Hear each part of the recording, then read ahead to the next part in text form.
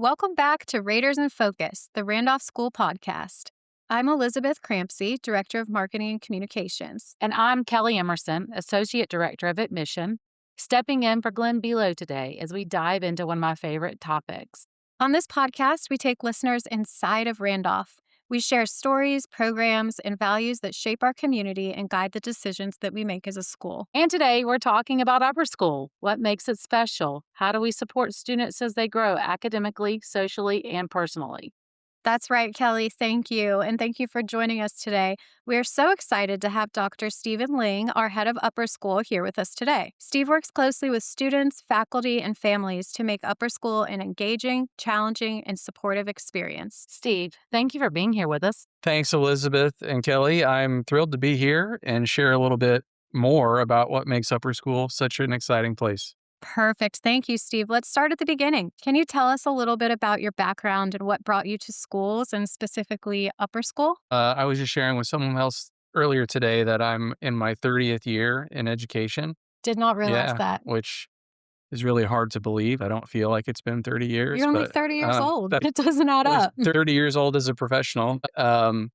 In my college years, I didn't think I was going to be in education. My parents were both teachers. And so as a young person, I really did not want to follow them. And so the irony of it is, as I was going through my college years, about midway through, I was really finding that what I was pursuing didn't feel substantial to me.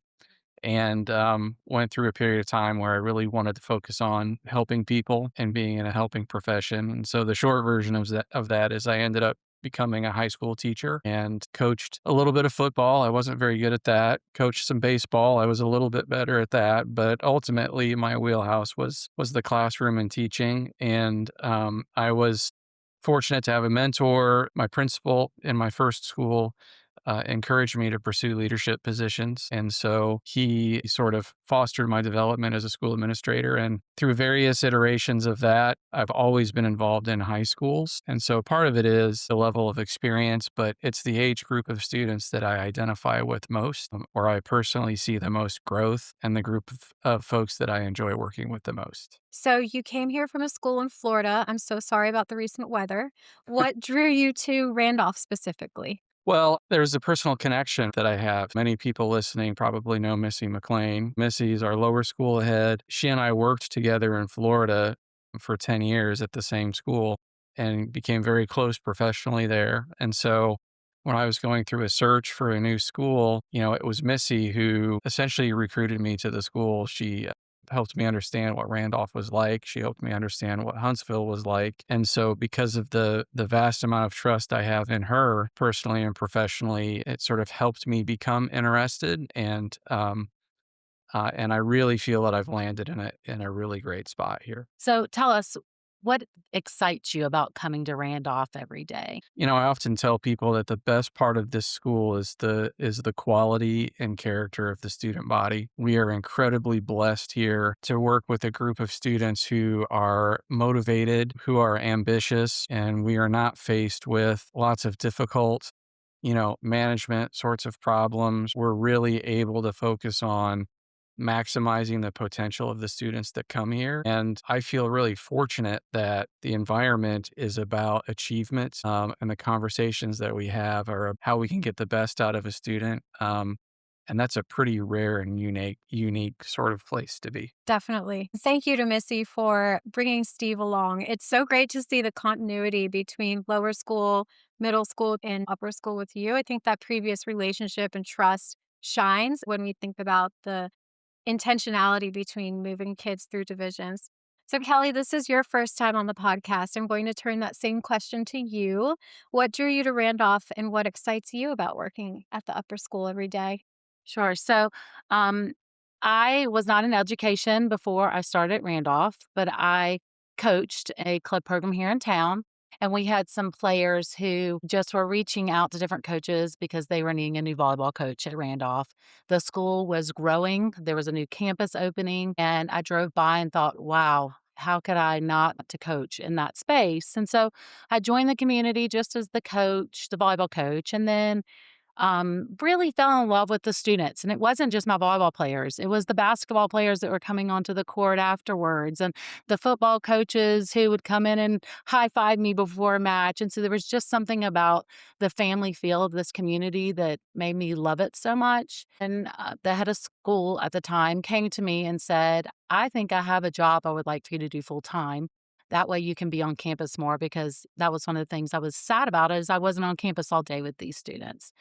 And I found out more and said, wow, that seems like something I would love to do. And admissions just has been a really perfect spot for me.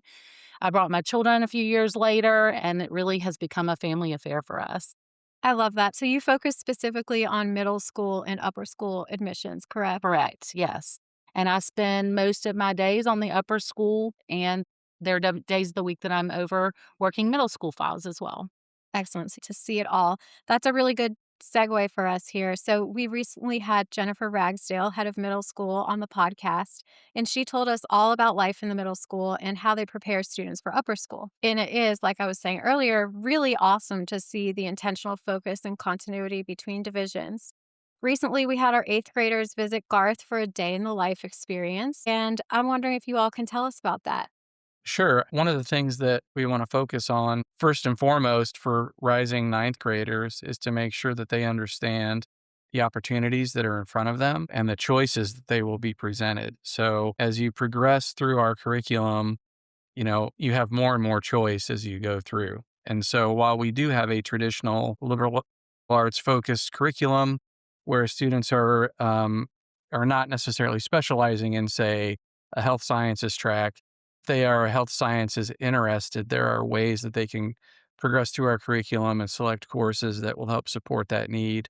And then an eventual college application, as a college preparatory school. And it's a lot to take in for a rising ninth grader, but what we want to do is initially expose them to what that range of choices looks like, and what the different teaching modalities are. So, what happens on that day is they have an opportunity to be taught by several teachers in our school, and they also get exposed to certain traditions in our school. For example, they came to our community time session on that morning and they were able to see two really good senior speeches, which is one of our important traditions. And so they can sort of see, from the beginning to the end, in a day on campus. Can you tell us a little bit more about community time, the frequency, and who all attends? Our community time is typically on a Monday, and we pause the school from 9:30 to 10:30 every Monday morning, entire school together. And usually there's a variety of things that happen in that time. There may be some days where it's just administrative work, where we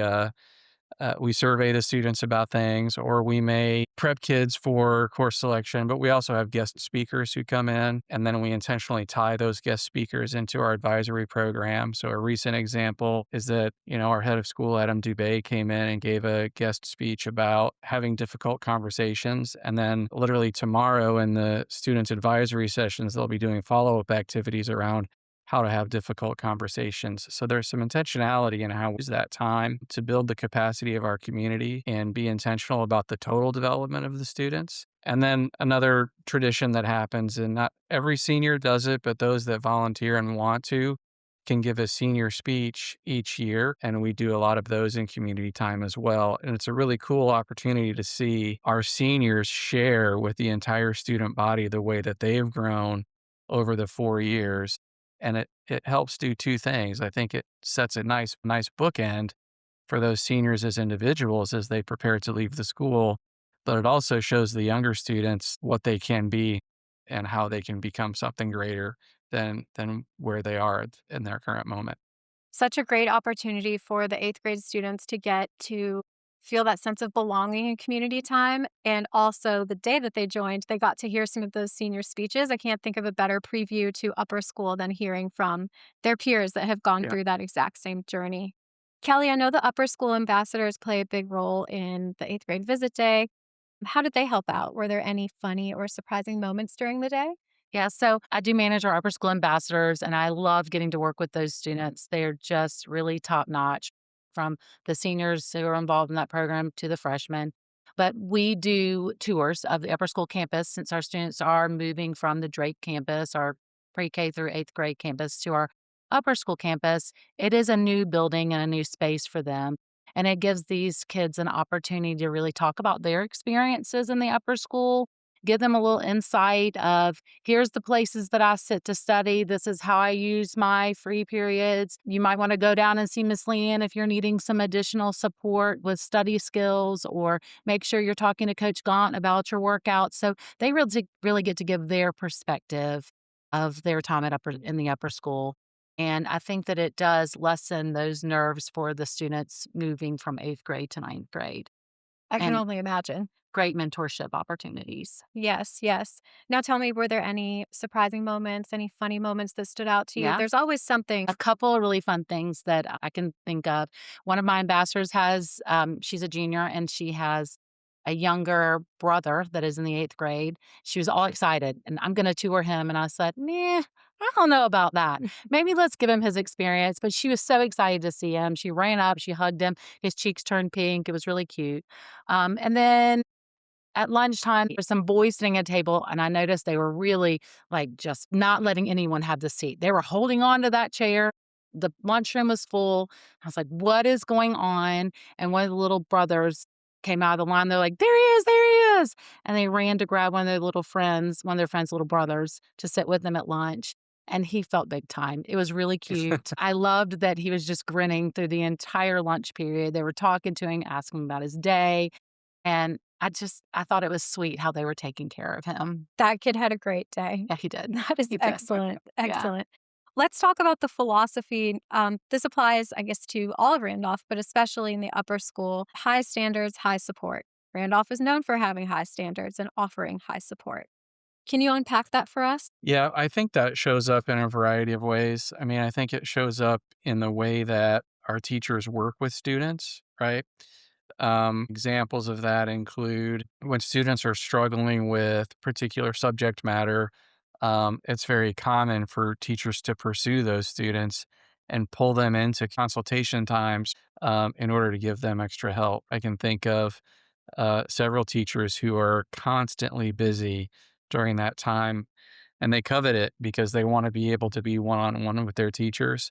And I've actually had teachers turn down meetings with me so that they can be with students in those particular times, which of course I accept that as a good reason, right? That we want to put our students first. So I think that our teachers ask our students to do difficult things, but by the same token, they are absolutely all about helping them achieve, right? And that is a big part of our ethos. From a systems perspective, a change that we made in the last school year that exemplifies this is a requirement change in 10th grade where our required English class is AP Seminar, or we call it AP Sem or AP Sem English 10. And this is the first opportunity for 10th graders to take their first AP class. We put this program together in such a way where we expect every student in our school to do this and be able to do this. And we're not going to differentiate between, a group A and a group B. Everybody's going to do this because we believe you can.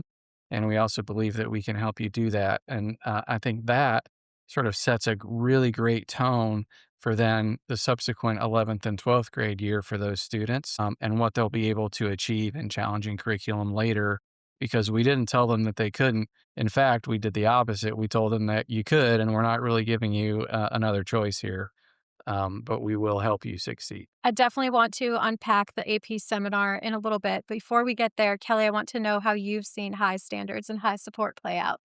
Absolutely. So obviously I tour the upper school regularly, and just this week I had a couple of families on campus that I was touring, and we were touring during consultation and they were asking questions about why the students were milling about. And then we walked by a couple of the math classrooms, and Mr. Tomlinson was actually in his room with a student, and they were having a one-on-one work it out session in there, and it was just awesome. I think the parents were shocked that he had time to spend with just one student during the school day.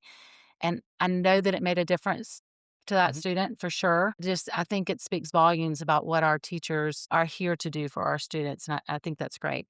The other way I see it play out is I see students regularly who are sitting at the tables, I'm studying and I hear one of them will say, I'm really worried about this test that's coming. I feel like I might be a little bit behind because I was sick, those things. And another student will say, have you gone to talk to Miss Leanne? She will help you. She'll help you get your things together and help you put a plan together to study for that test. And some of these kids are some of our high flyers, so they know how to study. But sometimes if you just had that moment of feeling overwhelmed, all you need is someone to just help you put some processes in place to be ready for the challenge that's coming. And I just think that having that kind of support on campus means the world to the kids. Definitely. Steve, can you tell us about consultation time? Yeah, it's typically every Tuesday and Thursday, and it is loosely structured. And so we've both given examples of times when teachers have been actively seeking out students for help. It's really a collegiate sort of model, right? Where it's the teachers having office hours. And a big part of the development of the students here is generating opportunities for self advocacy, right? And generating opportunities for students to be responsible for themselves. And so we walk a fine line with that from the standpoint of, if you're a student in my class and I know that you're struggling, and if I feel you're really in danger of underperforming, I may proactively come after you and be like, all right, I need you to come to see me on consultation for these times. But if you're generally doing well and I see you stumbling a little bit, I might give you a little bit of leeway to try to understand that you need to proactively come see me as well, right? And I think it's through the relationships and the closeness that the teachers are able to develop that they can navigate those situations with students. But I think the important thing to say about consultation time and then also the free periods that students have, because we run an 8 period schedule or an 8 period rotating schedule, students will typically have 5 or 6 classes depending on their grade level. So they will have also several free periods, right, that they will have to navigate. And we really give the students a lot of latitude to decide for themselves, am I going to go play basketball on this free period, or am I going to go seek out some extra chemistry help because I'm really struggling in chemistry? And we're not prejudging that for them. So, if I'm down in the gym, I often go to the gym classroom for meetings and I see some boys down there playing basketball, automatically assume that they're blowing off their time. That can be positive, healthy use of some free time if you've been up all night studying the night before. Like, I don't assume that you haven't done that. And so I know you asked specifically about consultation time, but I think it's this combination of consultation and freeze and the way that we trust the students is a very, very important part of this culture. And I think really, really sets up kids to be successful at the next level when they're 18, 19 years old going onto a college campus and running a collegiate schedule. It's not the first time they've had to navigate that type of environment. And that's really, really powerful for their success at the next level. Absolutely. We want our students to advocate for themselves, feel a sense of independence, and succeed, but always within a supportive community.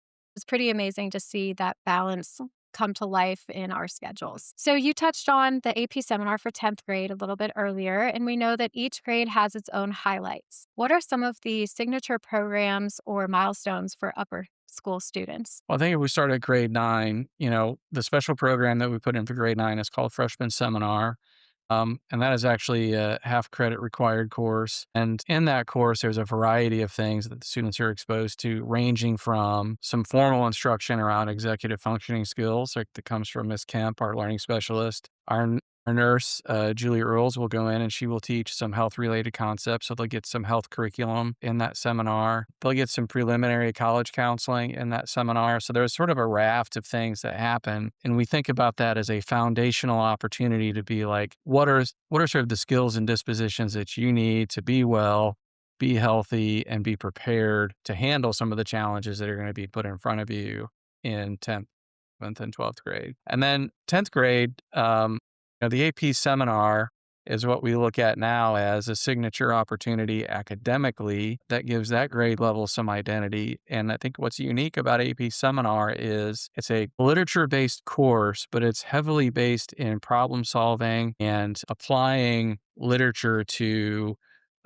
larger, more profound sorts of questions. So, for example, the ethics around AI can be understood by reading and discussing Frankenstein. The creation of Frankenstein's monster is like AI Yeah. right? And then all of the associated ethical questions that can be found in that. That's a real example from the course that as 10th graders, students are able to be exposed to. But then the methodology of the teaching in that course is heavily centered on collaborative problem solving, team presentations, right?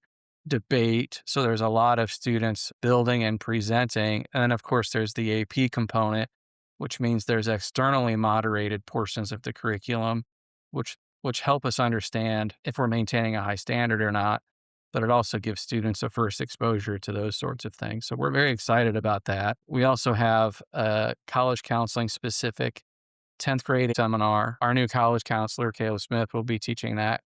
And so we're excited to get some earlier college counseling in for 10th grade, which will be focused more so on the different types of schools that are out there, what sorts of options students have so that we can expand their opportunity to know what's available to them before they get into the junior year. Junior year, as everybody that's been involved or been around upper school programs or high school for a while knows, is it's really the pinnacle or sort of the penultimate year. It's probably the most difficult year academically.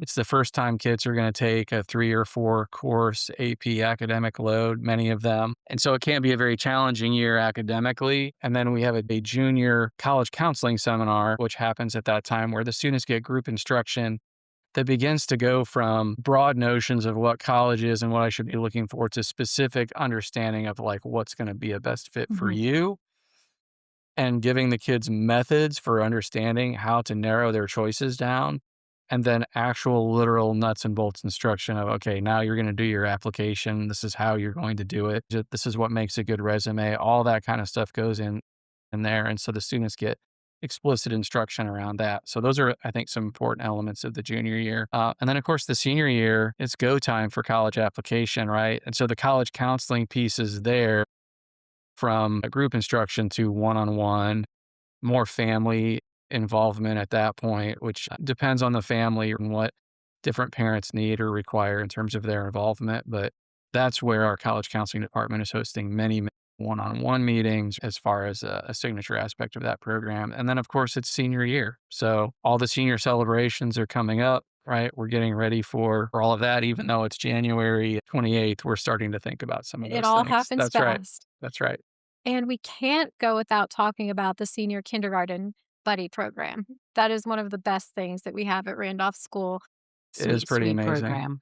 I would say too, I think one of the things that I'm really proud of is how seriously the senior class takes that, like on a year in and year out basis, and the extra mile that they go to, right? I can think of a student this fall who was introduced to his kindergarten buddy for the first time. And I got this very long email from the kindergarten parent, right?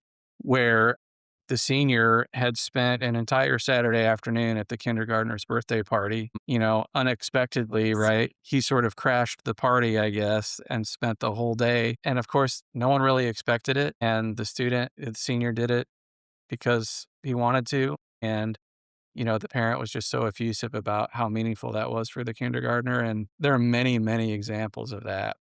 Gives me chills. It's so sweet. You'll see a kindergarten student in a senior's jersey at a baseball game or Right. at a football game, and it's the sweetest thing. And then you see the senior run off the field and say hey and give their The high buddy a five and all high that. That's five, right. and it's Yeah. just a really Yeah. nice way to see these students grow and take Yeah. on responsibility and stay connected to Randolph beyond graduation. That's right. Let's talk about arts and athletics and co-curricular opportunities. Upper school students also have incredible opportunities outside of the classroom. Steve, can you share how students balance academics with arts, athletics, and other activities? That's a really good question. I think if we're being honest, I think at times it can be challenging, right? So I think, it would be disingenuous to say that that doesn't come with struggles. However, I think that we work really hard to make sure that those things are in balance, right? So it is not uncommon at all to see students, one that comes to mind is on the football team, is also in the choir, is in a leadership position in student government, and is able to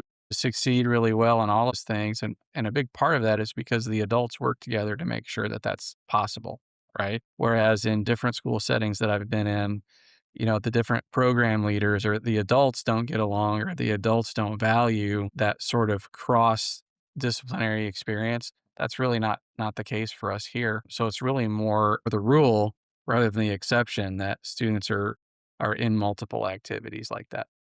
I'm amazed by the number of students that play at least one sport. Do you know about how many that is percentage-wise? I think that number runs around 77 to 80%, right? Correct. Mhm. Depending on the year, which is really exciting. So you think about opportunity. If you want to do something here, you can do it. And I think that does not necessarily mean that we sacrifice the opportunity to work or play at a high level in those activities. I think we've been able to successfully balance access and success program wise. Yeah, it's such a well-rounded approach. It lets the students discover passions while developing discipline and having great time management skills. I think just having the faculty staff in their corner to help work out those, those times when you're going to have practice for your baseball team and you might be getting ready for the band concert. I think when we can take the guesswork out of it for the student and the two adults make the decision, this is where the student's going to be, it really keeps them from having to disappoint someone, but allows them to really be involved in both programs, and I think it's important. Like I said, well-rounded is what comes to mind. Definitely, and we can't go without mentioning our fine arts program. It is exceptional. If anybody has a chance to come to the Thurber Arts Center anytime soon, if you look through the lobby, you'll notice that the hallways and the walls are adorned with art from our visual arts program, grades K through 12, and that will be up through April of 2026. And it's really cool to see everything from these students across different grades, different divisions, and to get to celebrate that awesome artwork every single day. It is. I was just going to add that I think one of the things that I enjoy the most, and I always have with the arts program as an upper school head, is the opportunity to see kids in a way that you don't normally get to see them, right? Whether it's through the sculpture that they've created, right, or the way they perform in a play, right? And you often see students in the arts environment act and behave and achieve in ways that if you didn't know or you didn't take the time to go appreciate that, you're not getting to know the full student. So I really enjoy that. Right. These students surprise us every day. And I love that example you shared of the student that we have that participates in choir and football and the investment club and AP Mhm. classes. Kelly, speaking of students like the one that we Mhm. just spoke about, this is also a perfect time to talk about upper school admissions. This is your wheelhouse. Can you tell us about that? Absolutely. So we're in the middle of admission season. We are having student visitors regularly on the upper school campus. We ask for families to come and tour with us to find out more. Once they're ready to apply, we have students come in for a student visit day. They'll spend a day on campus with one of our hosts, stay, have lunch, and leave about 2 o'clock in the afternoon. They'll do a short interview time while they're here. It gives them the opportunity to ask some questions too about class placements and opportunities that they might want to have on campus, give each one of our applicants the IC exam, which is the independent school entrance exam. Once we complete a file, have teacher recommendations, get transcripts, all those things, we pull those files together. And then there's a small group of us on campus who review those files and start accepting students and enrolling for the fall. Excellent. And we do have some openings in select grades, correct? That is correct. And so now's the time. If you're wanting to apply for upper school, I would say call now and let's get that ball rolling. Yep. Come take a tour, see it for Mhm. yourselves. We've talked about all of the wonderful things, but there's nothing quite like experiencing it yourself. So, step one, schedule a tour. Come see us. Um, Steve, what's the one thing that you hope families take away from this conversation about upper school? I think that one of the things that we haven't said explicitly, but I think that's really important and is a major value for us is that joy at school matters a lot here, right? So we really want the students who come here, and the adults, but our purpose is the students to really have joy and enjoyment in their school experience. And that comes from achievement, right? It comes from being cared for. It comes from being valued and known. So those families that are prospective or thinking about what a school experience could be like for their child. Those are the core values and the types of experiences that we work really hard to provide every day. And I really would want people to know that that's something that we care about a lot. I'm glad you brought that up. Randolph is known for its academic rigor. We are ranked as the number one private school in the state of Alabama by niche. I always want to call it niche, it's niche. So we're number one. That speaks for itself. But what doesn't quite speak for itself is the joy and that palpable feeling that you get when you come to campus. Kelly, I'd like to ask the same thing to you. What's one thing you hope families take away from this conversation about upper school? I hope that they hear the love and thought that goes into what happens at Randolph School every day. We have amazing teachers and amazing administrators who are here supporting children every day. And whether your child is a high flyer who needs to take the 15 APs in their upper school time, or you have a student who is an average student who can just be more with a little extra support and encouragement to try the hard things. These students can do hard things. And I think once they know that they have a team in their corner to help them do that, it really just makes all the difference. I hear all the time from people when I'm touring, I just can't believe how happy your students look and how engaged they seem in the classrooms. And to me, that just speaks volumes. It makes me proud to tour these buildings every day. Absolutely. Absolutely.